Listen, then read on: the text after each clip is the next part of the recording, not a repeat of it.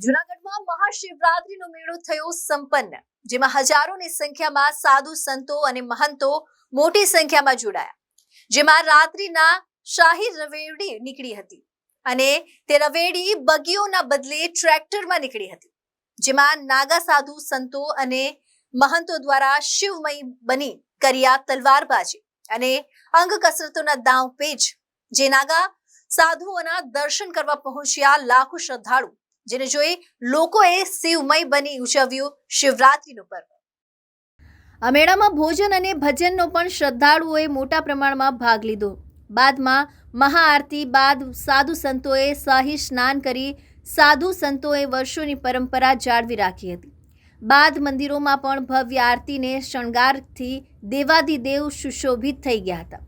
આ શિવરાત્રીના મેળામાં આવતા શ્રદ્ધાળુઓ માટે મોટા પ્રમાણમાં વિનામૂલ્યે મોટી મંદિરોની સંસ્થા દ્વારા અન્નક્ષેત્ર ખોલવામાં આવ્યા હતા, જેમાં આપાગીગાના ઓટલાના સંત નરેન્દ્ર બાપુએ અન્નક્ષેત્ર ચાલુ રાખ્યું હતું અને અન્નક્ષેત્ર શિવરાત્રી પહેલા શરૂ થાય છે અને શિવરાત્રી પછી બંધ થાય છે, જે વિનામૂલ્ય હોય છે। અને બીજું, માંગરોળના ખારવા સમાજ દ્વારા પણ અન્નક્ષેત્ર સતત ચાલુ હોય છે, જે અન્નક્ષેત્ર વારસો જૂના છે તેઓ એ પરંપરા જાળવી રાખે છે અને ખડે પગે ઊભા રહી શ્રદ્ધાળુઓને જમાડે છે। તો આરી ગુજરાત જૂનાગઢનો શિવરાત્રીનો મેળો ધામધૂમ પૂરો થયો હતો અને લાખો શ્રદ્ધાળુઓએ આશીર્વાદ લીધા હતા અને મોટા કલાકારો દ્વારા સંતવાણી પીરસાવવામાં આવી હતી। મારું નામ રણછોડભાઈ છે।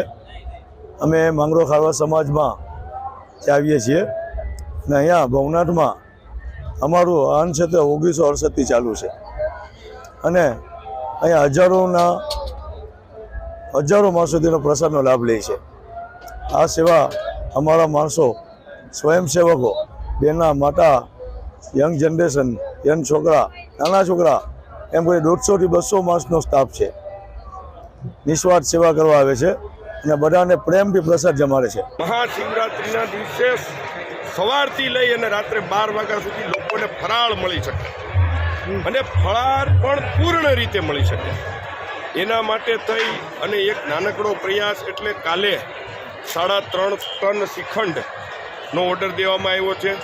ભેગી રાજગરાના લોટની પૂરી હોય, રાજગરાના લોટનો શીરો હોય છે, ખામાની ખીર હોય, ભેગું સામાની ખીચડી, સૂકી ભાજી, ફરાળી ચેવડો, ફરાળી વેફર, ફરાળી કઢી, પૂર્ણ રીતે સર્વે લોકોને મહાપ્રસાદ મળી રહે તેની માટે અમારા ઠાકર દ્વારા આ પ્રયાસ કરવામાં આવે છે।